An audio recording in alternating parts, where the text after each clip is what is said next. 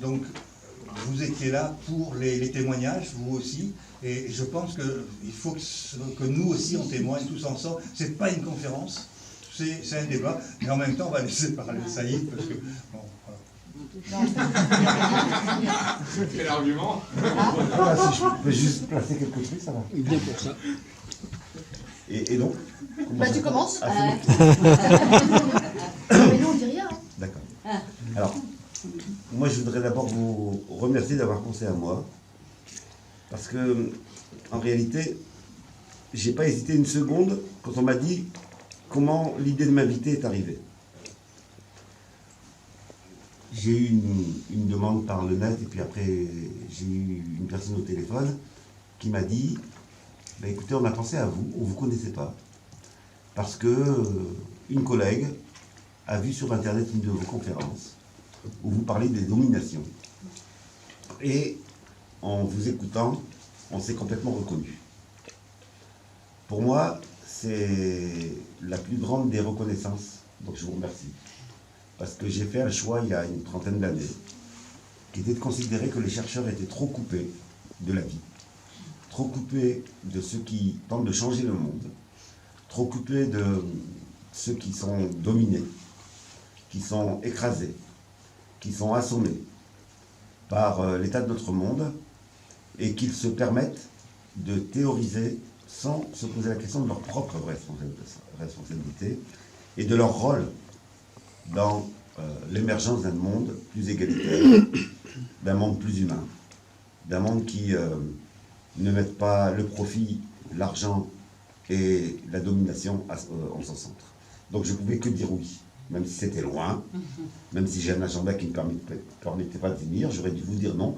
En fait, quand j'ai eu la demande, je voulais vous dire non tout de suite. C'est parce que, heureusement que la personne qui m'a convié, donc qui est Yann, heureusement qu'il m'a tout de suite dit c'est une vidéo, on s'est reconnu dedans, etc. Sinon, je t'envoyais balader en disant que je vais les faire en Charente. Le second point de remerciement, c'est sur le thème. Ce thème est trop rarement abordé. Qu'est-ce qui relie une femme qui est contrainte de faire la double journée de travail et que son époux ou son compagnon n'arrive même pas à imaginer ce que signifie la seconde journée de travail? Qu'est-ce qui relie cette femme au sans-papier qui se retrouve dans un pays contraint de fuir contraint de fuir une situation parce que les pays riches sont venus prendre des richesses, provoquer des guerres, instrumentaliser des misères, provoquer du chaos? Qu'est-ce qui relie cette femme et ce sans-papier à Mohamed, enfant français, né français, mais dont les parents sont étrangers, et qui n'arrive pas à trouver de boulot uniquement parce qu'il a un prénom qui rappelle une autre origine? Parce qu'il y a des discriminations liées à l'origine dans ce pays. Qu'est-ce qui relie cette femme, ce Mohamed, à l'ouvrier précaire qui n'a pas de statut stable, qui est sans cesse de CDD en intérim? Qu'est-ce qui peut relier tout ça? Nous sommes confrontés à une situation où le nombre de révoltés dans notre société est énorme, mais où chacun le voit à partir de sa propre oppression, de sa propre réalité. Et il faut se poser la question, comment se fait-il que nous n'arrivons pas à faire converger toutes ces dominations, toutes ces révoltes contre ces dominations? Nous sommes également dans une séquence historique, dans une période dans laquelle, pour plein de raisons, s'il y a des questions, je pourrais y revenir, pour l'instant je vais aller très vite, l'arrogance des dominants n'a jamais été aussi forte. Ils estiment qu'ils ont gagné. Ils estiment qu'ils peuvent tout se permettre, contrairement à d'autres périodes. Si vous prenez la France de 1945, quand tous les dominants contribuaient au nazisme, ont collaboré, ils ne se permettaient pas cela, ils faisaient attention. Aujourd'hui, ils considèrent qu'il n'y a pas de résistance en face. En tout cas, il n'y a pas de résistance unifiée. Parce que vous verrez, je suis un grand optimiste malgré ce que je vous dis là. Je pense qu'on a plein de raisons d'être optimiste. Mais il faut être lucide. Aujourd'hui, notre éparpillement permet à ces dominants de nous regarder avec arrogance. Parce qu'en face, il y a une division des dominés. Pas seulement une division parce qu'on aurait des réalités différentes, mais une division parce que nos grilles de lecture, notre manière de regarder le monde, notre manière d'appréhender chacune de ces questions, la question de l'égalité homme-femme, la question de l'égalité en fonction des origines, la question de l'égalité en fonction du statut, eh bien, elle reste marquée par des héritages qui nous encombrent, d'autres nous portent, mais ceux-là, un certain nombre d'entre eux nous encombrent. La question n'est donc pas celle de la convergence des dominés, mais celle des conditions pour qu'elle soit possible. Depuis 30 ans, moi, ma préoccupation, ce qui m'anime, ce qui fait mes recherches, c'est d'aller auprès des personnes, des différentes catégories de dominés, pour leur demander leur propre lecture de leur situation. Trop souvent, on parle de l'extérieur. Ce sont des hommes qui parlent des femmes. C'est extraordinaire. On a des hommes qui vont venir nous dire « Oui, mais quand même, l'égalité homme-femme, elle a avancé. Hein. Pourquoi elle continue à demander des choses? Ça y est, on est libre maintenant. » On a des personnes non issues de l'immigration qui vont dire aux personnes issues de l'immigration « On sait mieux que vous ce qui est bon pour vous. » On a des ouvriers stables qui vont dire à des précaires « Mais nous, on sait bien quel est votre intérêt. » Et donc, on a des héritages qui nous encombrent. Et pas par des salauds, pas par des méchants, par des gens sincères. Et donc, on a besoin d'avoir du débat entre nous, on a besoin de se confronter, on a besoin de se chauffer un petit peu, de s'engueuler, pour qu'on puisse faire sortir de cela les conditions qui permettront cette convergence. Parce que je suis persuadé, par le passé comme pour aujourd'hui, que c'est la convergence des dominés qui permet de créer le rapport de force qui détruise les systèmes de domination. Si vous n'êtes pas convaincu, nous pourrons tout à l'heure, dans l'échange, je pourrais vous donner une multitude d'exemples qui montrent les périodes dans lesquelles on était désespérés. Au cours de l'histoire de l'humanité, il y a eu plein de périodes où on pensait que ce n'était pas possible. Allez, petite parenthèse. Vous pensez qu'à l'époque de l'esclavage, on pouvait penser que ça allait s'arrêter? Non. Vous pensez que les femmes du XVIIe siècle pouvaient penser qu'un jour elles auraient le droit de vote? Bien sûr que non. Vous pensez que l'Algérie, les Algériens de 1850 pensaient que la colonisation allait s'arrêter? Non. Vous pensez que les ouvriers de 1830 pouvaient imaginer qu'on allait interdire le travail des enfants? Non. Bien entendu qu'il y a eu des périodes dans lesquelles l'oppression paraissait tellement totale qu'on avait l'impression que c'était inimaginable d'en sortir. Nous sommes dans une de ces périodes-là aujourd'hui, où plein de gens sont écœurés, sont révoltés, mais se disent « rien n'est possible ». Et donc c'est important de connaître l'histoire des luttes, c'est important de se poser la question des conditions qui créent que une convergence est possible, qui vient créer le rapport de force pour transformer les choses. Alors, d'où je parle? C'est une question que, malheureusement, beaucoup d'intellectuels et chercheurs oublient maintenant d'aborder. Après mai 68, tous les chercheurs avaient appris que, pour parler, ils devaient d'abord dire qui ils étaient. Donc, je vais dire qui je suis. Je parle d'un triple lieu. Je parle d'un premier lieu, qui est que je suis un enfant d'ouvriers immigrés. Tout est important dans ce que je viens de dire. Ouvrier et immigré.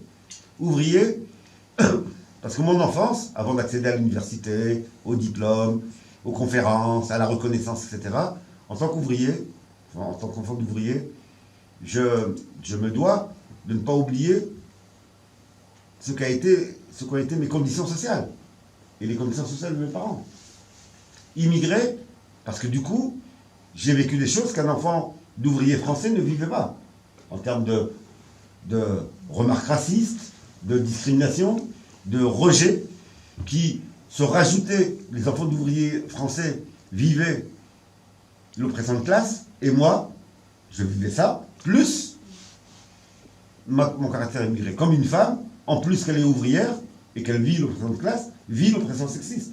Elle cumule ces deux oppressions. Donc ça, c'est mon premier lieu. Mon second lieu, je parle d'un lieu universitaire également. Je suis un rescapé. Notre système est organisé pour que les enfants d'ouvriers, les femmes, les immigrés, n'accèdent pas au poste valorisant notre société. Notre système est organisé comme ça. Je suis un rescapé, c'est-à-dire que je pourrais me dire, je suis quelqu'un d'hyper intelligent et c'est pour ça que j'ai réussi, comme certains le disent d'ailleurs, mais je me dis exactement l'inverse. Je me dis, pour toute une série de raisons, j'ai réussi à me faufiler dans le système de sélection et de domination. Et donc je me pose la question, étant un rescapé, comment je peux être au service, comment je peux mettre mon savoir, le savoir accumulé, le savoir appris dans les universités, au service de ceux qui sont aujourd'hui dominés. Et je parle à troisième lieu. J'ai fait un choix il y a 30 ans qui était, le choix que je vous décris aujourd'hui, qui était de dire je ne supporte pas les chercheurs qui restent entre eux.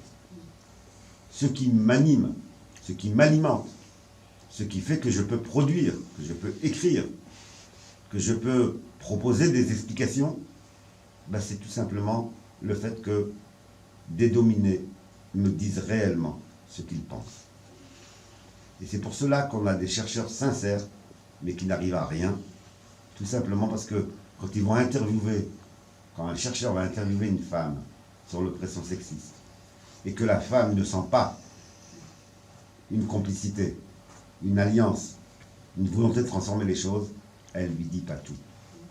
Souvent on m'a dit, moi, mais comment tu fais, Saïd, pour avoir des paroles aussi intimes de catégorie, tu as été interviewé, etc. Mais tout simplement parce que je commence par leur dire qu'on est dans le même combat. Tout simplement parce qu'ils regardent.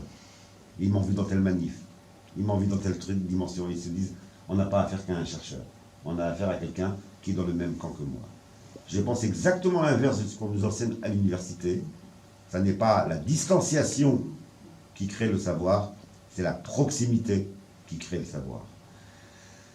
Ça m'a amené à développer des recherches sur toute une série, 30 ans c'est beaucoup, hein, toute une série de catégories de la population, et c'est pas de l'éclectisme. J'ai travaillé sur les jeunes issus de l'immigration dans les quartiers populaires et leurs révoltes. J'ai travaillé sur les femmes et la question féministe, et comment était posé le féminisme en France, qui pour moi est posé de manière dominante. C'est des femmes riches qui posent la question du féminisme, c'est pas les ouvrières qui aujourd'hui sont à la tête de la théorisation du féminisme. La question de l'unité de la classe ouvrière, comment on fait pour que les ouvriers stables n'oublient pas qu'il y a des précaires à côté d'eux, etc. Donc ça donne naissance à plein de bouquins que vous pouvez acheter, ça me ramène un peu d'argent, c'est très bien, hein, j'en ai aussi besoin. Donc acheter, c'est très bien. Donc je parle de ces trois lieux-là. Autrement dit, je considère à l'inverse de beaucoup de chercheurs universitaires que c'est ma complicité, j'utilise volontairement ce terme, la dette que je dois aux dominés qui me permet d'accéder au savoir qu'ils ont, parce que c'est eux qui ont le savoir. Alors, je voudrais vous dire trois choses. D'abord, quand on parle de domination, on parle de quoi? Secondo, je voudrais aborder la question des différentes formes de domination pour qu'on puisse comprendre que ce n'est pas spontané, que la femme qui est opprimée par le sexisme converge ou se retrouve dans le combat de la classe ouvrière, par exemple. C'est pas spontané, même si elle a intérêt à le faire, mais c'est pas spontané. Et pourquoi c'est pas spontané que nos concitoyens issus de l'immigration d'Afrique, maghrébine ou subsaharienne, se retrouvent dans les combats de la classe ouvrière, alors qu'on aurait tous intérêt à être dans le même combat? Pourquoi ça ne vient pas tout seul? C'est important de le comprendre. C'est pas parce qu'ils sont fous, c'est pas parce qu'ils sont inconscients, c'est parce que nous avons dans nos grilles de lecture, à intégrer un certain nombre de choses. Et troisièmement, tirer quelques conclusions. Voilà ce que je vous propose pour introduire la discussion. Je voudrais également, en introduction, souligner que les mots sont importants. Il y a un combat sur les mots. À chaque fois qu'ils réussissent à nous imposer un mot, ce qui nous domine, ils nous empêchent de comprendre la réalité. Mais vraiment, les mots sont des réels. En fonction des mots qu'on utilise, on ne va pas penser le réel tel qu'il est. Allez, je vais vous donner des exemples, un ou deux exemples à chaque fois. Moi, je suis membre de la CGT. Je tiens à ce syndicat. La CGT est sans doute le syndicat qui aujourd'hui exprime le plus l'état des révoltes. Mais j'ai constaté que dans les cours de formation de la CGT, on parlait plus de plus-value. Concept marxiste, la plus-value. Cette partie du travail non payé. Et on parle de valeur ajoutée. Un mot qui est complètement importé de l'idéologie libérale, qui nous amène à penser que dans la production, le patron comme l'ouvrier apporte quelque chose. Et dans le nombre d'endroits dans lesquels les formations de la CGT parlent de valeur ajoutée, eh ben on n'aide pas les travailleurs à comprendre ce qui leur arrive. Et ça, on l'a sur la question des discriminations racistes, du sexisme. Il y a un combat idéologique. Il y a des intellectuels qui sont payés, formés, pour changer notre vocabulaire, pour qu'on n'ait pas nos propres mots, et pour qu'on abandonne les mots que nos anciens, on est héritiers de gens qui se sont battus auparavant, ont produit pour comprendre la réalité. Le mot plus-value est produit par Marx. Il a porté le mouvement ouvrier pendant un siècle et demi. On nous dit après, il faut l'abandonner pour valeur ajoutée. Et cette réalité-là, eh bien, c'est une réalité qui nous empêche de comprendre le monde. En réalité, la question qui nous est posée, et puis après j'entrerai dans le vif du sujet, c'est comment unifier ce que Gramsci, un grand auteur, Gramsci, auteur et militant marxiste italien, qui a passé l'essentiel de sa vie en prison pour son opposition au fascisme, Gramsci appelle les subalternes. Le mot subalterne est important parce que le mot subalterne, il réunit tous ceux qui n'ont pas accès au pouvoir. Tous ceux qui sont victimes du pouvoir. Et ça permet de réunir la femme dans la journée de travail, le sans-papier, le travailleur, etc. Alors, essayons de clarifier les mots. Qu'est-ce que la domination? On utilise des mots, mais on n'a plus d'espace où on les apprend, en réalité. Une dernière chose que j'ai oublié de dire, moi j'ai fait partie de ceux qui ont tenté de théoriser un certain nombre d'aspects dans différents domaines, et en particulier, je le dis parce que c'est l'espace. Voilà. Augusto Boal était un grand ami, je fais partie du groupe qui a tenté de poser la question, pas seulement pour les universitaires, mais aussi pour les artistes. Comment vous vous mettez au service des dominés? La théorisation du théâtre de l'opprimé, j'ai eu la chance, j'ai eu l'honneur de contribuer à l'émergence de ce débat, et je pense que c'est vraiment important, qui est au service de qui je suis. Moi, je me suis construit au service des dominés, et j'essaye d'être cohérent avec ça. Alors, vous aurez compris, si je vous parle de ça, c'est parce que le mot domination, il est important. Théâtre de l'opprimé, la domination, l'oppression, l'exploitation, c'est quoi tous ces mots? Qu'est-ce que c'est que la domination? Comment le distinguer et la relier à d'autres termes? Oppression, exploitation, etc. Alors, je voudrais citer quelques constats pour commencer. Constat numéro 1, depuis que l'humanité est sortie de l'ère de la survie, parce qu'on a eu une période, il y a très très longtemps, où les hommes étaient contraints d'être solidaires. Sinon, ils disparaissaient. C'était dans la survie. Ils ne pouvaient pas se permettre à ce qu'il y ait des riches et des pauvres. C'est quand l'humanité a pu, par son intelligence, produire des savoirs, des manières de cultiver, des manières d'exploiter la nature, etc., qu'un surplus est apparu, et c'est l'apparition du surplus qui a commencé à produire la division entre dominés et dominants. Le pari qui est le nôtre, c'est plus celui de nos ancêtres très lointains. Être égaux dans la survie, c'est facile. Être égaux quand on produit plus que ce dont on a besoin, c'est plus difficile. Et c'est tout l'enjeu qui est le nôtre aujourd'hui. Et bien, depuis qu'il y a l'apparition du surplus, il y a eu une lutte pour l'appropriation du surplus. La première forme de domination qui apparaît, c'est les hommes qui s'approprient le surplus au détriment des femmes. Et depuis ce moment-là, on n'a plus eu de société dans laquelle il n'y avait pas de domination. Mais si je dis ça, c'est pour une double raison. D'une part, pour montrer que c'est possible qu'il y ait une société sans domination, puisque nos ancêtres l'ont eu. Et d'autre part, ça va être plus difficile, parce que maintenant, ça doit être un domaine de la conscience. Nos ancêtres ils l'ont fait parce qu'ils étaient obligés. Aujourd'hui, ça doit être un choix politique, ça doit être un choix de conscience. Et donc, c'est un peu plus difficile. Constat numéro 2, qui est aussi important que le premier.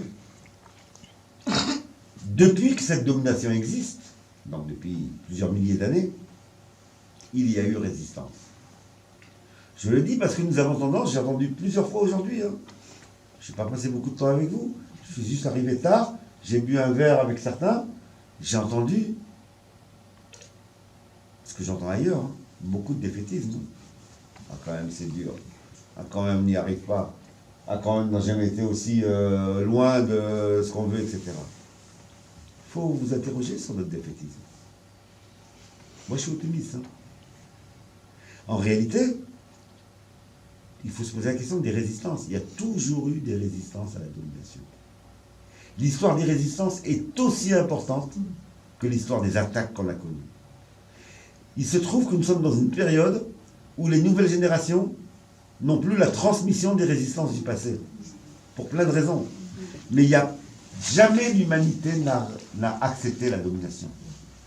Il y a toujours eu des hommes et des femmes qui se sont, parfois dans des conditions hyper difficiles. Imaginez les premiers résistants en 1939, imaginez.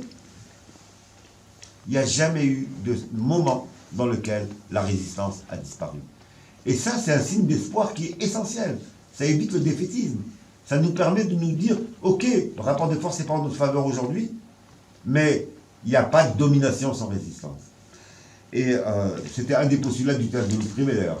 En donnant la parole au dominé, on est sûr que dans cette parole-là, en mettant en scène la parole dominée, on est sûr que dans cette parole-là, l'optimisme va apparaître. La colère, la rage, la volonté de transformer les choses, et donc l'optimisme.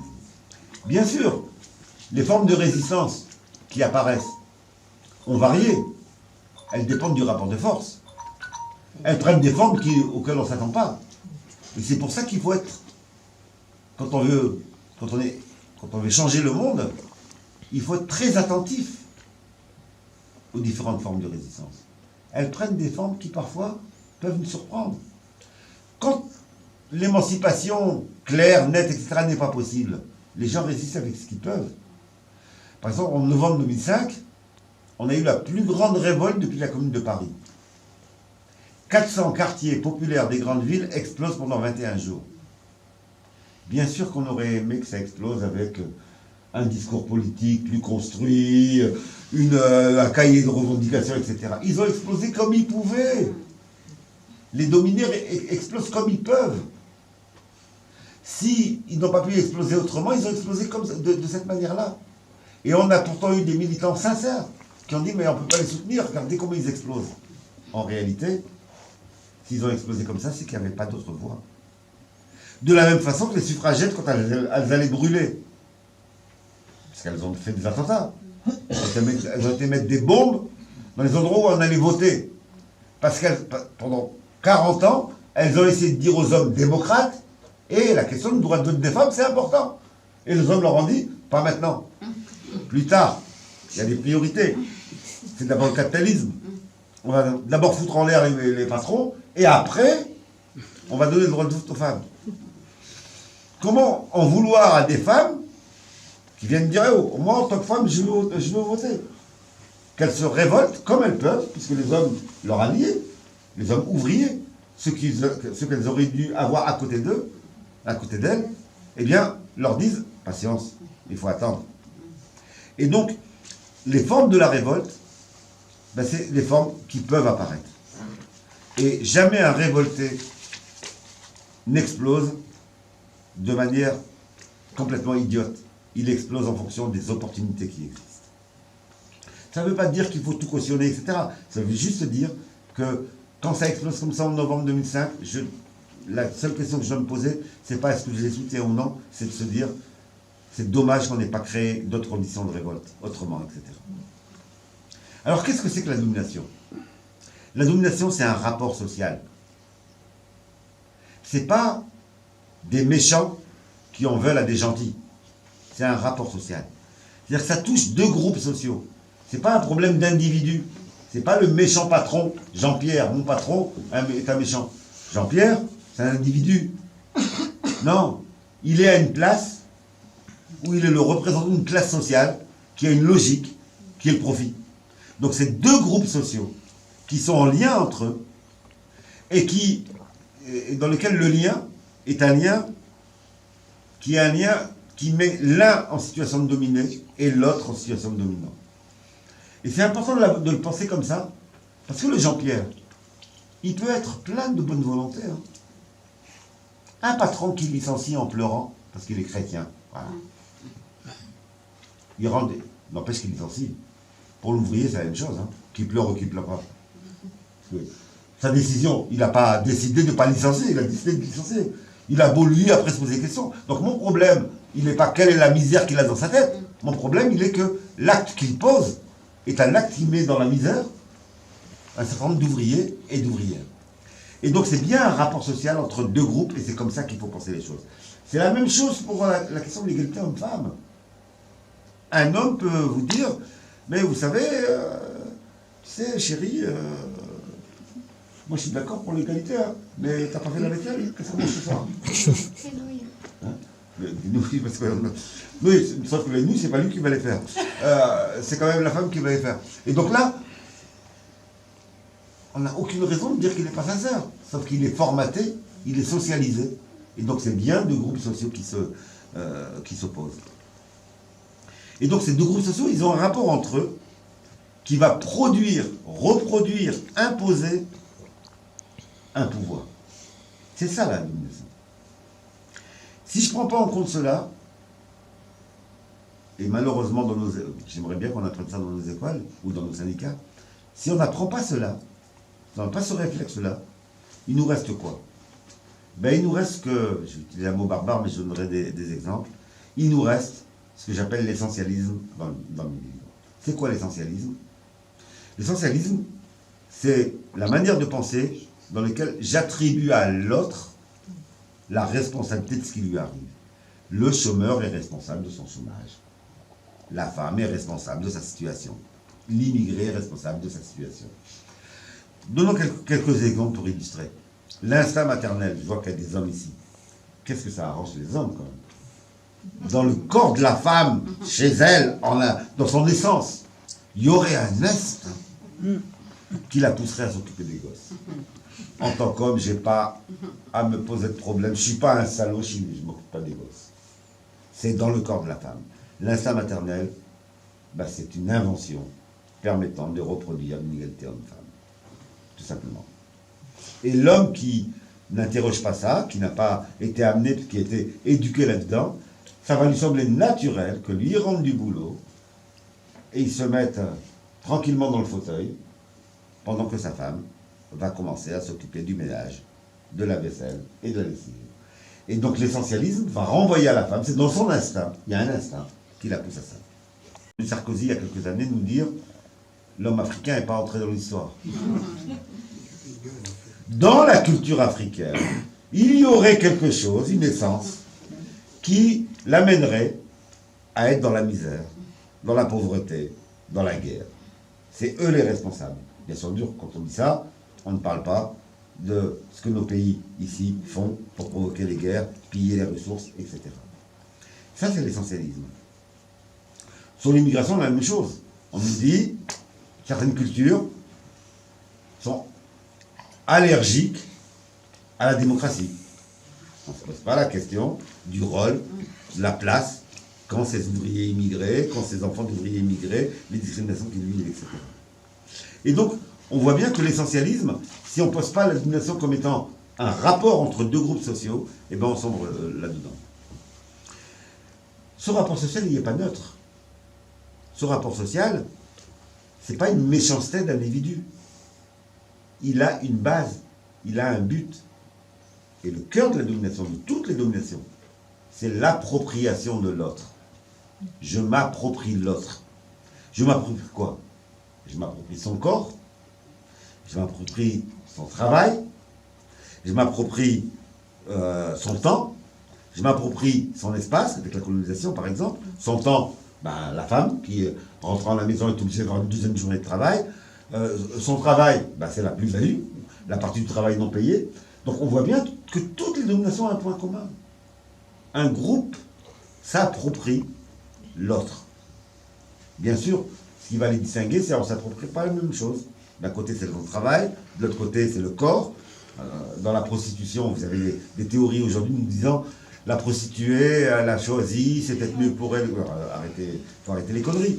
On a bien aujourd'hui des hommes qui, avec l'argent, achètent du corps marchand, c'est-à-dire s'approprient le corps de l'autre. J'ai été amené, c'est épuisé, mais, et j'en ai plus. Là, je vais t'amener les bouquins épuisés que j'ai encore, pour lesquels j'en ai encore quelques-uns. J'étais amené à faire trois grandes enquêtes sur la prostitution. Je ne connais aucune prostituée qui a choisi d'être prostituée. Donc on est bien dans des contraintes, dans des obligations, etc. Ce qu'il faut d'ailleurs après s'interroger, c'est sur l'image qu'on a des prostituées et sur comment on peut avoir des images négatives de gens qui sont contraints de devenir prostituées. Autrement dit, la question centrale est une question que Marx avait déjà posée. Marx dit, devant chaque réalité incomprise, je me pose la question à qui profite le crime. La question de l'intérêt. Quel est l'intérêt qui est en cause? L'intérêt est toujours une dimension de la domination. Autrement dit, un rapport de domination, ça distribue toujours d'un côté des privilèges à certains, de l'autre des désavantages à d'autres. Quand on est devant la domination sexiste, ça donne des privilèges à l'homme. Il peut rentrer à la maison et se mettre dans le fauteuil. Et des désavantages à d'autres, la femme, elle se dit, spontanément, parce qu'on l'a éduqué comme ça, on lui a dit, c'est ton boulot. T'es une mauvaise mère si tu ne fais pas ça. Spontanément, elle va aller faire la lessive, elle va aller faire la vaisselle, elle va aller s'occuper du repas. Et donc, dans la domination, on socialise les gens pour trouver naturel des choses qui sont en réalité inégalitaires. Autrement dit, nous sommes tous socialisés. Tous, tout être humain. Tant qu'on n'aura pas aboli la domination, on est socialisé pour être soit dominant, soit dominé. On nous apprend à trouver naturel de ne pas faire la vaisselle ou de la faire.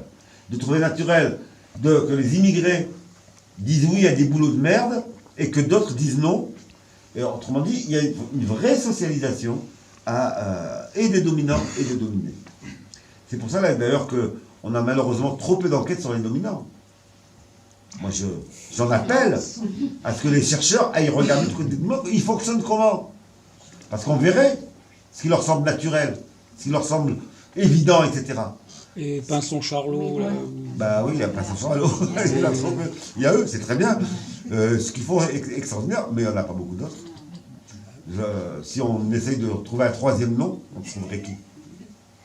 Ben, malheureusement, pas beaucoup. Vous avez raison, Pinson Charlot, c'est extraordinaire ce qu'ils font, mais malheureusement, ils sont assez isolés.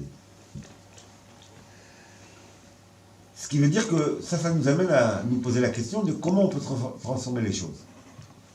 Une idée dominante, qui n'est pas neutre, est diffusée dans nos médias, dans nos programmes scolaires, dans l'air du temps.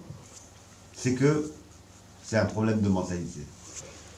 Il faudrait changer les mentalités. Ça, c'est une production qui reproduit la domination. Si les femmes attendent que les hommes changent de mentalité pour avoir l'égalité, elles peuvent attendre longtemps. Si les ouvriers attendent que les patrons changent de mentalité pour avoir des conditions plus justes, ils peuvent attendre longtemps. Ouais. Si les immigrés attendent que le reste de la société comprenne leur place, ils peuvent attendre longtemps. Si les handicapés attendent que les valides conscientisent toutes les inégalités en tant que handicapés, ils peuvent attendre longtemps. En réalité... Sarkozy, il a dit qu'il a changé, lui. Oui, Il avait dit qu'il... On a attendu. Oui. Autrement dit, ce n'est pas le changement de mentalité. L'histoire de l'humanité montre que c'est lorsqu'on impose une égalité concrète que les mentalités changent et pas le changement de mentalité qui amène le changement réel. Je pense toujours à un exemple qui m'a beaucoup marqué, qui était un travail que je menais avec des personnes en situation de handicap, et elles me disaient, mais c'est elles qui m'ont ouvert là-dessus, en me disant, mais Nous, on est pour qu'il y ait des places de parking où ça soit noté pour personnes handicapées. Je leur disais, mais pourquoi? Et elle me disait, ben, tout simplement, parce que ça fait des décennies qu'on attend le changement de mentalité. Là, au moins, la personne valide qui roule, ça veut pas dire qu'elle respecte, hein, parfois elle se gare quand même, mais n'empêche, elle est obligée de se poser la question, elle voit à ce moment-là, ah, il y a 30 secondes où elle est obligée de se questionner. Après, elle peut décider d'y aller quand même si c'est un salaud ou une salope, mais elle est obligée de se questionner. Et donc, c'est le changement matériel. C'est pour ça que le mouvement ouvrier a imposé des lois, des changements matériels qui amènent le changement de mentalité et pas le changement de mentalité qui amène le changement réel. Il y a un grand homme qui est trop peu cité parce qu'on est en Europe, c'est la grande Europe, qui s'estime le centre du monde, et donc on va peu apprendre des autres contrées. Mais il y a un grand monsieur qui est Thomas Sankara, au Burkina Faso, qui, constatant l'inégalité homme-femme, a décidé d'un certain nombre de décisions. Voilà.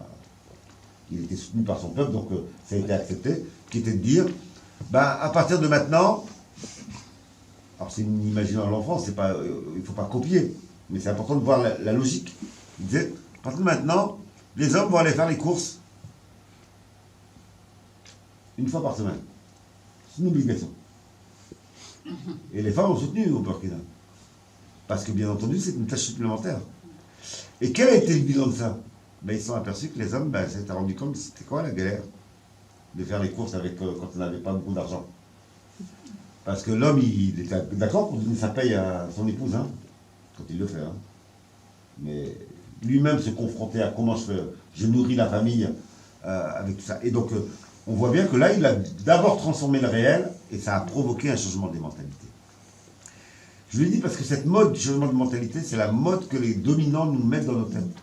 Patienter, on va faire des cours d'éducation. Non, posons des lois, des obligations qui obligent les dominants à ne plus être dominants, et ça va changer les mentalités. Alors, si on a compris cela, on peut du coup se poser la question des différentes formes de la domination. Puis on sait, si je n'ai pas été idiot et si j'étais clair, on sait ce que c'est la domination, l'appropriation de l'autre. Alors, essayons de comprendre, on en est où, et qu'est-ce qui les distingue. D'abord, le mot exploitation, qu'est-ce que c'est?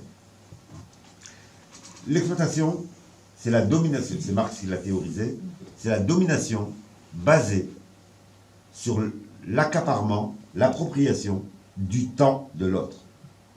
Un ouvrier, quand il va travailler, en 4 heures, il a produit son salaire. Les 4 heures qui viennent après sont du temps volé. C'est l'appropriation du temps non payé. Ça existait avant le capitalisme, mais c'est le capitalisme qui l'a systématisé, qui l'a généralisé. L'oppression maintenant, second mot qu'on utilise. Souvent on l'utilise comme synonyme, mais c'est important de faire la distinction. Alors, j'en ai qu'un, mais c'est dans le dictionnaire de domination. Ça a été très dur comme travail. On a essayé de mettre de A à Z, moi et quelques collègues, tous ces mots, parce qu'il y a un combat sur les mots, pour tenter de clarifier ce qu'on peut mettre derrière chacun des mots. L'oppression, c'est la domination qui est basée sur l'accaparement d'un droit. Certains ont un droit, d'autres l'ont pas. Vous savez que jusqu'aux années 70, la femme n'avait pas le droit d'ouvrir un compte en banque. Il fallait que son mari... Donc c'est bien, ça c'est une oppression, c'est pas une exploitation, on ne lui vole pas son temps. Par contre, on lui vole un droit. Donc l'appropriation d'un droit, eh bien, ça s'appelle de l'oppression. Dans les colonies, il y avait le code de l'indigénat. C'est-à-dire que toi et moi, on faisait la même faute, la même infraction, on n'avait pas la même peine. Toi, tu es passé devant un tribunal, moi j'étais directement soumis à la décision de celui qui avait contre qui j'étais. Et donc, on n'a pas eu la même peine, ça allait d'une amende à 5 ans de prison. Voilà la différence. C'était marqué dans la loi. Il y avait une loi qui marquait l'inégalité en termes de droits. C'est pas un problème du passé. Hein. Si vous parlez de ça, c'est qu'on a encore des réalités comme ça. Quand on nous parle de l'immigration, on oublie de nous dire qu'il y a 5 millions d'emplois, 5 millions de postes de travail en France qui sont interdits aux immigrés. C'est scandaleux. C'est tout bonnement scandaleux. Et donc on a des emplois réservés. C'est pas que Marine Le Pen. Hein, parfois on a des discours et puis on a la gauche, la gauche. On a le PS qui nous dit ah ouais mais c'est Marine Le Pen. Non, voilà. Non. On a dans notre texte de loi des emplois qui sont interdits à des gens qui ont les compétences pour le faire uniquement parce qu'ils sont étrangers. Alors, moi, je pourrais accepter qu'on réserve quelques postes liés, je ne sais pas, à la défense nationale, et encore, mais bon, on pourrait. Mais quand même, en quoi être postier nécessite d'être français? En quoi? En quoi ça remet en cause la souveraineté nationale? À moins de dire que c'est la nationalité qui est essentielle et pas le statut social, pas le fait qu'on travaille ou qu'on ne travaille pas. Et donc on a ces dimensions-là d'oppression qui existent encore aujourd'hui. Pendant des décennies, on a des emplois interdits aux femmes. Interdits aux femmes. Et ça a fonctionné. Ce n'est que récemment, hein, c'est le combat des femmes ces 40 dernières années qui ont fait exploser cela. Mais pendant des décennies, ça semblait naturel que certains emplois soient interdits aux femmes. Si on distingue bien ce que c'est une oppression, une exploitation, une domination, du coup, on peut se poser la question des conditions pour que ça fonctionne. Pourquoi ça marche? Pourquoi il y a des dominations et on ne se révolte pas? Eh bien, je voudrais vous citer des auteurs qu'on ne nous apprend pas. Je voudrais m'appuyer sur un auteur qui est Frantz Fanon, qui est quelqu'un que ceux qui ne connaissent pas, franchement, il faut le lire. Il est d'une actualité énorme. Frantz Fanon, il a commencé par s'interroger aux conditions. Il s'est posé la question suivante. Qu'est-ce qui fait qu'il y ait eu instauration de l'esclavage sans que, ici en France, en Angleterre, en Espagne, il y ait une révolte généralisée en disant mais on ne peut pas faire ça à des êtres humains. Comment ça a été possible? Et non seulement il n'y a pas eu de révolte, mais il y a eu approbation. Pas parce que les gens étaient salauds. Forcément, on nous dit, pour qu'il y ait domination, il faut qu'on socialise les dominants et les dominés, ou les futurs dominants et les futurs dominés, pour que ça leur apparaisse comme normal. Et donc, on comprend mieux pourquoi il y a eu une campagne idéologique aussi importante. 15e, 16e, 17e, 18e siècle, on a eu une campagne des classes dominantes pour justifier l'esclavage. Et on l'a fait comment? On a mis dans la tête des peuples des pays qui allaient esclavagiser qu'ils étaient supérieurs à d'autres. Comment on a mis dans la tête des hommes qu'ils étaient supérieurs aux femmes? Donc on socialise les dominants pour qu'ils ne soient pas choqués par la domination. Mais on socialise les dominés aussi pour que leur domination leur apparaisse comme naturelle. Et donc la force de la domination, c'est de nous éduquer, nous socialiser, pour que ce qui est scandaleux apparaisse comme normal. Et c'est là toute la difficulté. Heureusement qu'il y a eu des résistances, et nous sommes ceux qui sont un peu fatigués ou se disent on n'y arrivera pas, ils doivent juste avoir en tête ce processus-là. Parce que si on a ce processus-là, on comprend pourquoi c'est difficile. On comprend pourquoi c'est long. Et on comprend pourquoi il faut continuer. Et que, en réalité, à long terme, on va gagner. C'est qu'en réalité, c'est parce qu'il y a ces socialisations-là qu'on n'y arrive pas. C'est pas parce qu'on s'est trompé. C'est pas parce qu'on a pris de mauvaises luttes. C'est pas parce que on a faux sur tout. C'est l'inverse. C'est qu'on est face à un système. Et pas seulement face à des méchants.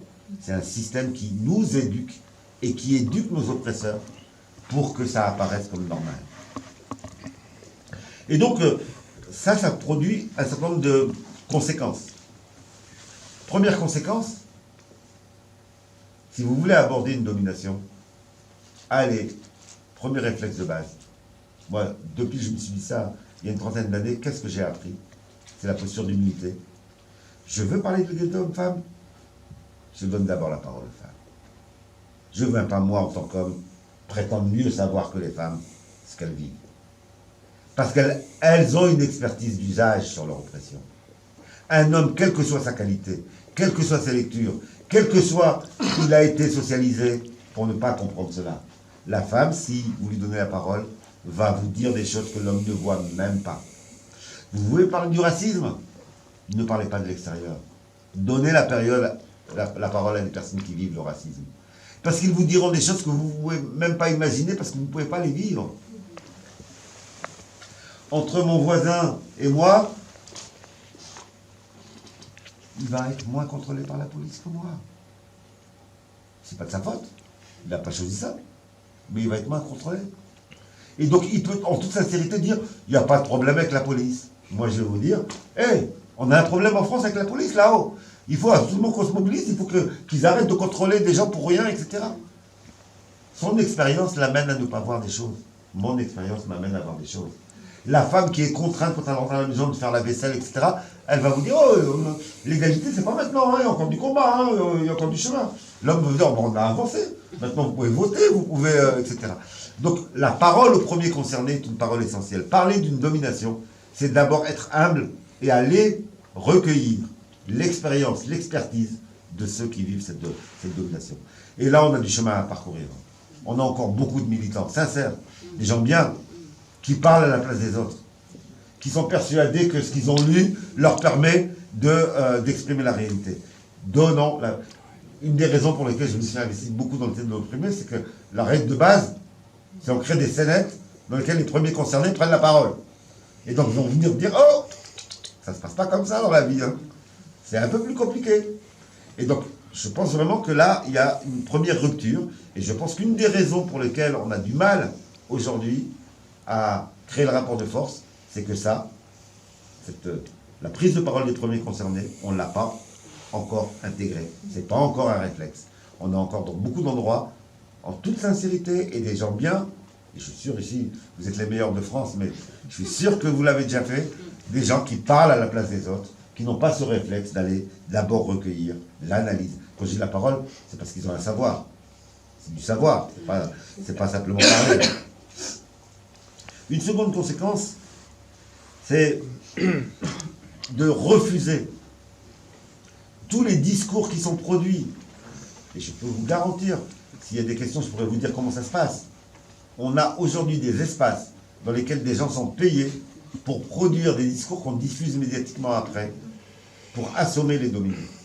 Je vais vous donner quelques-uns. Lorsqu'un dominé parle, il n'est pas objectif, c'est la passion. Avant, on disait, toutes les femmes qui réclament l'égalité, c'est des hystériques. Toutes les femmes étaient hystériques. Dès qu'elles gueulaient, c'était des hystériques. Ce discours-là de l'objectivité, mais c'est un scandale en réalité, qui est imposé. On vous apprend dans les écoles. Un travailleur social qui commence sa formation, on va lui dire, il faut être distancié. Moi, je dis exactement l'inverse. Ne sois pas distancié. Tant que tu ne peux pas ressentir la douleur d'un enfant placé, tu sais quoi? Tu n'as pas ressenti la douleur des parents dont l'enfant a été placé, la douleur de l'enfant placé, et toi tu viens et tu dis de l'extérieur, moi je suis un neutre, je suis distancié, et je vais vous dire la vérité. Et donc ce discours-là, c'est un discours de dominant. Il n'y a que les dominants qui peuvent être distanciés. Qui peuvent dire, moi, je vais vous parler calmement de l'égalité homme-femme. Une femme qui va bien, elle gueule hein, quand elle parle d'égalité homme-femme. Elle gueule, elle dit, ça suffit, il est temps que ça change, quoi. Un immigré qui va bien, il va vous dire, mais ras-le-bol, c'est maintenant qu'il faut que ça change. Il ne va pas vous dire, on va discuter calmement, etc. Et bien c'est la même chose sur le discrimination raciste, c'est la même chose sur toutes les oppressions. On ne peut pas hiérarchiser les oppressions. Quand quelqu'un vit une oppression, il ne peut pas attendre 50 ans que ça bouge. Il a besoin maintenant qu'on s'en occupe. Et donc dans nos cahiers de revendication, quand on élabore un programme de revendication, un programme de grève, etc., il faut qu'on regarde ceux qui sont plus bas de l'échelle. L'ouvrier en intérim, est-ce que je l'ai prévu dans mon cahier de revendication? Parce que si dans mon cahier de revendication, je n'ai mis que ceux qui sont en CDI, ben comment voulez-vous que je crée le rapport de force? Et ce réflexe-là de hiérarchisation, eh bien c'est un héritage qui nous encombre et qu'il faut transformer. Ça veut dire qu'il faut rompre avec un second héritage. j'ai donné l'image de la pyramide tout à l'heure, les dominés ne sont pas un groupe homogène. Les dominants nous construisent comme groupe non homogène. Et c'est important de l'avoir en tête. D'ailleurs, toute l'histoire du mouvement ouvrier, comme du mouvement paysan coopératif, je ne parle pas du mouvement paysan bourgeois, je parle du mouvement paysan coopératif, est née d'une remise en cause de l'idée que la nation était quelque chose d'homogène. Parce qu'ils ont dit, non, la nation, c'est pas homogène. Dans la nation, il y a des bourgeois et des ouvriers. Il y a des bourgeois et des paysans. Et donc, c'est cette prise de conscience-là, que c'était pas homogène, qui a permis d'avancer. Le problème, c'est qu'on a avancé là-dessus, et on l'a reproduit au niveau de la classe. Et on a dit, les ouvriers sont homogènes. Ils ne sont pas homogènes. Il y a des femmes, il y a des hommes, il y a des immigrés, des non-immigrés, il y a des précaires, des pas précaires, il y a des CDD, des CDI. Et c'est en prenant... Hein, des chômeurs. Des chômeurs, des non-chômeurs. Bah, tu fais bien de le dire, parce que pour moi, c'est une des préoccupations majeures. Aujourd'hui, les syndicats sont à 99% centrés sur l'organisation de ceux qui ont encore un emploi, sauf que la classe ouvrière ne se limite pas à ceux qui ont un emploi. Et que la question de l'organisation des chômeurs est une question essentielle. Et imaginez dans la tête du chômeur que de voir ou d'entendre que le syndicat se préoccupe essentiellement de ceux qui ont un emploi, ça fait des dégâts énormes. S'il y a des débat tout à l'heure, je pourrais vous donner des exemples concrets d'études que j'ai faites sur comment les chômeurs regardent les militants. C'est triste. Parce que ceux qui devraient être ensemble sont perçus comme complètement séparés. Justement, on a écouté des chômeurs, justement. On est venu ici pour des témoignages de dominés, d'opprimés. Voilà, donc Oui, c'est très bien. on a écouté des chômeurs et on n'est pas dans le... Oui. Voilà. Je me doutais que ici... Je renforce ce que vous avez dit. Oui, puis je me doutais que ici, compte tenu de pourquoi on m'avait invité, il y avait des choses qui étaient, on va dire, un peu mieux qu'ailleurs. Après, je suis toujours méfiant, hein, donc on verra. Alors, je voudrais, en conclusion, oui, et dernière dimension que je voudrais souligner avant la conclusion, c'est de citer un grand monsieur. Et vous aurez compris que, pour ceux qui ont été regardés ce que j'écris, que j'ai beaucoup écrit sur les classes populaires, et puis depuis 3 ans, après, je vais revenir sur les classes populaires à partir de maintenant, mais j'ai eu besoin d'un break international. Parce que je ne supportais pas que ici, on ne connaisse pas ceux qui, ailleurs, en Amérique latine, en Afrique, mènent le même combat. Et que quand je vais en Amérique latine, je passe beaucoup de mon temps au niveau international, quand je vais en Amérique latine ou en Afrique, ils connaissent tous les théoriciens, toutes les théories, tous les auteurs qui essayent de mener des luttes ici. Ils connaissent les théoriciennes féministes, ils connaissent les théoriciennes de la classe ouvrière, etc. On pourrait faire un test. Hein. Il y en a combien ici qui connaissent les auteurs qui, en Amérique latine ou en Afrique, mènent le même combat que nous. Donc j'en avais marre de ça. Donc j'ai fait un break, j'ai écrit 3 bouquins. Mes 3 derniers bouquins, 3 dernières enquêtes, c'était de ceux qui se battent là-bas. Ça y est, j'ai fait mon break. Maintenant, je vais revenir aux questions françaises. Mais un des auteurs qu'on devrait lire et relire ici, c'est Aimé Césaire. Aimé Césaire qui a été membre du Parti communiste français, donc un grand parti de gauche, et qui a fini par le quitter, sans quitter son idéal. Hein, il est resté marxiste, mais il a quitté le Parti communiste français pour 2 raisons. Première raison, il nous dit, il la résout dans une phrase. Ne confondons pas alliance et subordination. Autrement dit, quand on dit les hommes et les femmes doivent s'allier contre le dominant, attention, ça ne doit pas vouloir dire les femmes sont subordonnées aux hommes. Ça doit dire, dans nos revendications, on doit mettre en avant les 2 groupes et pas simplement l'un.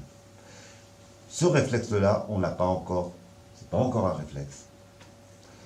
Très souvent, on oublie ces dimensions-là. Et la seconde phrase qu'il nous dit, il partage encore à son vidéo, il dit « Attention au fraternalisme ».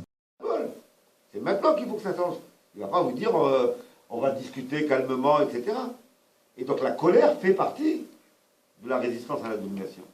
Ceux qui vous disent qu'il ne faut pas être en colère sont ceux qui cautionnent la domination. Quelqu'un qui est dominé, il a des raisons d'être en colère. Et c'est pas facile de parler de sa domination. On est bousculé. Ça travaille dans tout notre corps.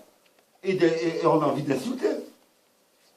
Et c'est pour cela d'ailleurs que très souvent dans les moments de négociation entre syndicalistes et patrons, eh bien, d'un côté ça gueule, de l'autre côté, oh, calmez-vous, parlez calmement, etc. Mais en réalité, on n'est pas à la même place. L'un vit l'impact destructeur de la domination, l'autre en profite. On n'est pas à la même place. Et donc ce discours-là est un discours qui nous empêche de comprendre. Le discours sur vous êtes trop radical, c'est la même chose. Quand on dit à quelqu'un vous êtes trop radical, radical, ça veut dire prendre les choses à leurs racines. Bien entendu qu'un dominé, quand il a compris, il vous dit mais je veux que tout change. Et l'autre va lui dire ben non, on va trouver un compromis. Ben, ça ne marche pas. Et bien entendu, ça chauffe à ce moment-là. Troisième discours, un peu de patience. On est d'accord avec vous, mais on va prendre 3000 ans pour que ça change. Mais ces discours-là, on en rigole, parce qu'on est dans un espace sympa, etc. Mais c'est d'une violence extrême. Et c'est ces discours-là qui passent dans nos médias en permanence. Et c'est parce que ces discours-là passent dans nos médias en permanence que c'est si difficile à transformer. Autre idée qui me semble importante sur les dominations, c'est de les inscrire dans la dimension, alors, des mots compliqués, et puis après je vais les traduire, hein, les inscrire dans une dimension systémique et historique. Les dominations d'aujourd'hui ne sont pas les mêmes que celles d'hier. Et d'ailleurs, il faut faire extrêmement attention à ça, et je pense qu'une des raisons de notre pessimisme et de notre défaitisme, c'est qu'on juge à l'échelle de notre vie. Il faut juger à l'échelle de l'histoire des dominés. Et on a beaucoup gagné. Sur le long terme, on avance avec plein de périodes de repli. Et très franchement, si vous regardez sur 5 siècles, comment on a avancé, puis on a eu du recul, puis on a réavancé, vous vous dites, on va gagner. Et non, je le dis parce que le défaitisme est une arme de nos dominants. De nos dominants. Sur le long terme, on avance. C'est pour ça que je suis optimiste. Ça ne veut pas dire que vous avez tort de dire qu'aujourd'hui c'est difficile. Au contraire, c'est difficile. L'idée que rien n'avance est fausse. Et elle est d'ailleurs diffusée pour nous habituer à considérer que rien n'est possible. C'est le discours dominant aujourd'hui dans les médias. On vous dit, quand même, la dette, on est obligé de la rembourser. On est obligé de la rembourser. Ben non. Il y a eu des périodes où on a obligé les dominants à ne pas rembourser la dette parce qu'il y avait un mouvement ouvrier fort, parce qu'il y avait un mouvement de lutte fort, etc. Et leur dette, eh ben, elle s'accumulait, on s'en foutait. Quand Sankara il dit on ne rembourse pas la dette, ils s'en foutent de dire c'est possible, c'est pas possible, etc. Il dit à un moment donné, non, je me détruis ou je rembourse la dette. Je décide de ne pas me détruire. Aujourd'hui, ce discours massif qu'on dit dans les médias rembourser la dette est un discours qui est imposé.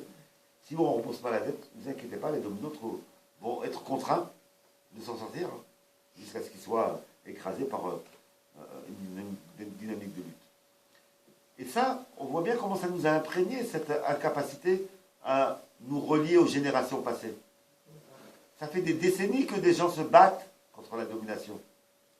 On n'a pas intérêt à oublier nos anciens, ceux qui ont mené des luttes avant, parce qu'ils nous irriguent pour les combats d'aujourd'hui. Et on n'a pas intérêt à ne pas voir en quoi on avance. Je vais donner un exemple qui, moi, me choque, mais c'est peut-être mon origine qui m'amène à ça. J'entends plein de gens très bien, que j'adore, qui se battent et qui disent « Ouais, aujourd'hui, le salariat, c'est de l'esclavage. » Mais c'est scandaleux. Moi, de ma place, je trouve ça scandaleux. Ils ne savent pas ce que c'est que l'esclavage quand ils disent ça. Être ouvrier, aujourd'hui, c'est scandaleux, mais c'est un scandale qui n'a rien à voir avec le scandale de l'esclavage. On croit bien faire en disant ça, en faisant cette comparaison. Mais on oublie ce qu'était l'esclavage et que le fait, en réalité, on a avancé. Bien sûr qu'on n'est pas encore égaux. Bien sûr qu'être ouvrier, c'est être exploité. Mais pas de la même manière qu'un esclave. Et imaginons-nous, nos voisins, nos amis, nos collègues, qui s'appelle Mamadou, Aminata, dont les grands-parents étaient esclaves, quand on leur dit être salarié, c'est être esclave. Mais ils s'en foutent, ces blancs. C'est quoi ce truc-là? Moi, mon grand-père, il aurait bien aimé être salarié plus qu'esclave. Et donc, on fait nous-mêmes, sans nous en rendre compte, on a intériorisé ces dimensions qu'on avance. Dans un de mes livres, je conclus le livre par cette phrase. La mémoire est au dominé ce que la psychanalyse est aux individus. C'est-à-dire que si on ne connaît pas la mémoire de nos anciens et de nos mythes, eh bien on refait les mêmes erreurs. Vous voyez, la psychanalyse, elle est basée sur quoi? Quand j'ai un élément de l'inconscient qui n'a pas été révélé, ça se répète. C'est exactement la même chose. Si on n'est pas capable de créer des espaces dans lesquels se fait la transmission des expériences militantes, la transmission de la chaleur militante, la transmission des conquêtes militantes, la transmission de la joie que de faire grève quand on est en commun, si ça ne se transmet pas aux nouvelles générations, eh bien elles vont devoir tout réinventer tout seules. Et on perd du temps. Et ça, c'est une des dimensions qui a été oubliée, enfin qui a été sous-estimée, et je pense que c'est vraiment important d'y revenir. C'est tout le champ de l'éducation populaire, j'y reviendrai en conclusion. L'autre idée qui me semble essentielle, c'est de bien avoir en tête que les nouvelles formes de domination ne font pas disparaître les anciennes. Quand le capitalisme est arrivé, il n'a pas détruit les formes de domination antérieures. Il les a récupérées pour les mettre à son service. Le patriarcat existait avant le capitalisme. L'inégalité homme-femme existait avant le capitalisme. Qu'est-ce qu'a fait le capitalisme? Il est arrivé, il s'est dit, ah, il y a l'inégalité homme-femme. Je vais le mettre au service de mon fonctionnement. Et donc je vais faire croire aux hommes qui restent supérieurs pour pouvoir employer les femmes en les payant moins. Et donc toutes les formes de domination antérieures vont être réutilisées, réinjectées dans la forme de domination qui domine une société. On a eu la même chose à l'époque de la colonisation. En fait, la colonisation, c'est quoi? C'est la généralisation des rapports marchands à l'ensemble du monde. Qu'est-ce que fait le colonisateur français quand il arrive en Algérie? Il détruit les formes communautaires. Il impose l'argent. Il impose le capitalisme, en réalité. Donc il généralise les rapports marchands. Est-ce qu'il a été détruire les formes de domination antérieures qui existaient en Algérie avant? Non. Il était voir les féodaux, il leur a dit on va faire de l'alliance. Et le féodalisme historique algérien a continué avec le colonialisme pour le plus grand bien de la colonisation et des colons. Donc le colonialisme ne vient pas détruire les formes antérieures, il les réutilise. Sinon, on n'aurait plus de sexisme. On aurait juste l'exploitation dans l'entreprise. Non. Les dominations sont beaucoup plus intelligentes que cela. Alors si on a compris cela, on peut s'intéresser aux conséquences. C'est quoi les conséquences de tout ça? On sait, si je n'ai pas été trop complexe, trop dur, on sait ce qu'est une domination. On sait les différentes formes qui coexistent. On sait qu'elles sont utilisées par un même système, aujourd'hui le capitalisme. Quelles sont les conséquences pour nous? Quelle conclusion en tirer? Et là, je suis un peu en colère. Je suis un peu en colère parce que je pense qu'une des raisons de notre faiblesse, elle est due à nous. Il y a une grande partie qui vient de nous. Non, une des raisons est due à nous. Premier élément de conclusion, de conséquence, c'est que, si je n'ai pas dit que des bêtises, le capitalisme ne va pas simplement créer deux camps, les dominés et les dominants. Il va, dans les dominés, les hiérarchiser. Il va créer une pyramide de telle sorte qu'effectivement, ils ne soient pas à la même place avec le même vécu et que leur convergence ne soit pas spontanée. Et donc, il va bien s'attacher à ce que la femme n'ait pas les mêmes conditions que l'homme, que l'immigré n'ait pas les mêmes conditions que le non-immigré, de telle sorte que, spontanément, ils ne se comparent pas, ils ne convergent pas. Et donc, nous ne sommes pas avec deux camps. Nous sommes du côté de dominant avec une construction concrète, réelle. Ce pas les mêmes salaires, ce pas les mêmes conditions de travail, d'une pyramide. Et donc, il n'y aura pas de convergence spontanée.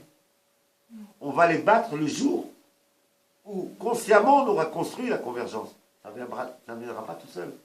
Spontanément, l'immigré va dire, attends, pourquoi je vais aller faire grève avec Jean-Pierre? Jean-Pierre, il a un statut, il a des trucs, et quand je suis attaqué, il ne me défend pas, et les femmes vont dire, attends, les hommes, là, ils sont bien gentils, mais je vais faire grave avec eux. Quand il s'agit de poser la question de la crèche dans l'entreprise, il n'y a que les femmes qui se sont bougées, etc. Spontanément, la pyramide va venir bloquer la convergence.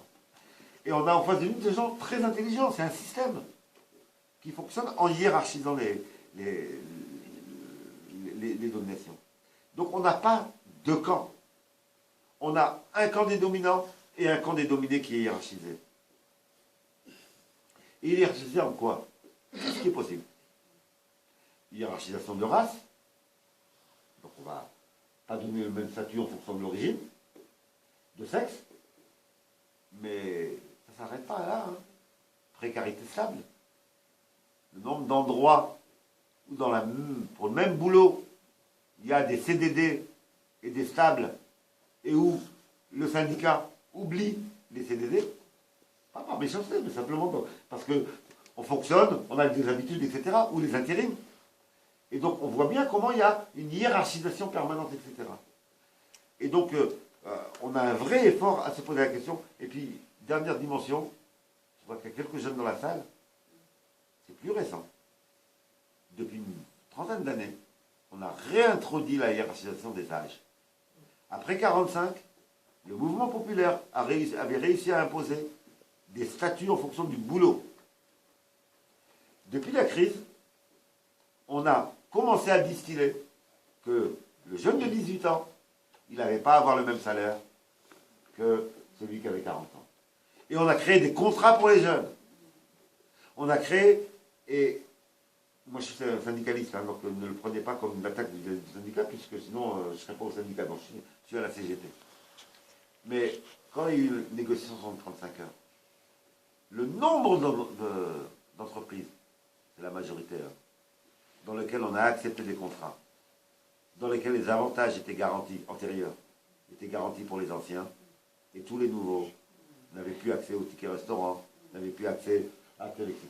C'est-à-dire qu'on a accepté, on a intériorisé l'idée que les jeunes n'avaient pas à avoir les mêmes conditions que les autres. Donc on a introduit une nouvelle dimension d'hiérarchisation en fonction de l'âge. Donc au sexisme, qui date de très longtemps, au racisme, qui date de très longtemps, on a ajouté ce que j'appelle l'agisme. Et aujourd'hui, dans l'entreprise, avoir 18 ans et avoir 40 ans, c'est pas avoir le même statut. Et là, on voit bien comment on a affaire à un système qui hiérarchise et en quoi ça bloque la convergence des dominés, parce que bien entendu, en réalité, ceux qui perdent là-dedans, c'est tous. Et ceux qui gagnent, c'est ceux qui nous dominent tous. Autrement dit, je voudrais vraiment insister sur le fait que la convergence n'est pas spontanée. Elle doit être le résultat d'une réflexion, d'une éducation, d'une conscientisation collective. C'est d'autant plus vrai qu'une même personne peut être touchée par plusieurs dominations. Ma voisine, elle est ouvrière, et femme. Si j'essaie de comprendre sa vie, je ne vais pas avoir d'un côté, elle est ouvrière, de l'autre côté femme. En elle, dans son corps, dans sa vie quotidienne, c'est les deux à la fois. Et elle paye les deux. Et elle est moins bien traitée qu'un homme cadre, qui lui, des deux côtés, ne va pas être traité de la même manière. Autrement dit, on a toute une partie de notre population qui est touchée par plusieurs dominations, et les prendre en compte est une dimension importante. C'est ce que je voudrais juste vous donner un exemple, parce que c'est ça qui m'a aidé à le comprendre, c'est les féministes noires aux États-Unis. L'histoire du mouvement féministe noir aux États-Unis est très intéressante. Elles ont constaté que c'était la galère pour elles en tant que femmes noires. Donc, elles ont fait quoi? D'abord, elles ont été voir les féministes qui n'étaient pas noirs, pour leur dire, regardez notre vie, c'est la galère, c'est la catastrophe, etc. Qu'est-ce que leur ont dit les féministes blanches? Elles leur ont dit, oui, on est d'accord sur la partie femme. Mais bon, le racisme, il ne faut pas exagérer, quoi. On vous en rajoutez. Donc, ça n'a pas été. Du coup, elles se sont dit, on va aller voir les hommes noirs. On va voir les hommes noirs. Alors on dit, nous, on ne sommes pas noirs, voilà ce qu'on vit. Qu'est-ce qu'ont répondu les associations et mouvements politiques des hommes noirs? Non, sur le racisme, vous avez raison. Hein. Sur l'aspect femme, il ne faut pas déconner. Faut gérer. D'où elles en ont conclu, hein, je cite, hein, tous les noirs sont des hommes, parce que les noirs disaient il n'y a pas de femmes. Toutes les femmes sont des blanches, parce qu'elles disaient il n'y a pas de femmes noirs. Et nous sommes quelques-unes à être courageux. Il est clair que si on ne prend pas en compte ce que vivent ces femmes noires, aller les intégrer dans un mouvement de lutte et que se reconnaissent quand bien même c'est contre leurs dominants, etc. Elles vont vous dire, attendez, vous ne nous reconnaissez pas et vous voulez qu'on participe à vos luttes. Et on est aujourd'hui dans cette difficulté. Je crois qu'il y a une très grande majorité en France qui n'en peuvent plus de Macron. Mais chacun le voit à partir de sa propre oppression. Parce que nous n'avons pas encore réussi à prendre en compte les oppressions des uns et des autres. Pour ces personnes, ces femmes noires ou toi, femmes ouvrières, ça n'est pas une juxtaposition. Il n'y a pas d'un côté je suis opprimé comme ouvrière et comme femme dans sa vie. Tout est cumulé. C'est en même temps. Elle se lève le matin et le matin, il y a je dois faire mon mari qui ne bosse pas, il fait pas le petit déjeuner, et moi qui bosse, je fais le petit déjeuner. Et puis après, elle retrouve son patron.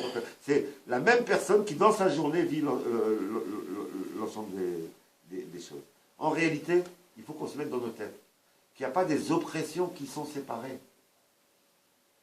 L'oppression de classe, elle se vit de manière genrée, c'est-à-dire qu'une femme ouvrière ne vit pas la même chose qu'un homme ouvrier. Et elle se vit de manière racisée. Quand on est un ouvrier immigré, on ne vit pas les mêmes choses, on est plus opprimé que d'autres. Mais c'est valable pour les autres oppressions. L'oppression de genre, l'oppression sexiste, elle se vit de manière classée.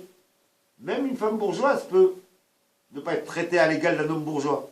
Mais ce n'est pas la même chose qu'une femme ouvrière. Et donc, le féminisme lui-même doit introduire la question de classe.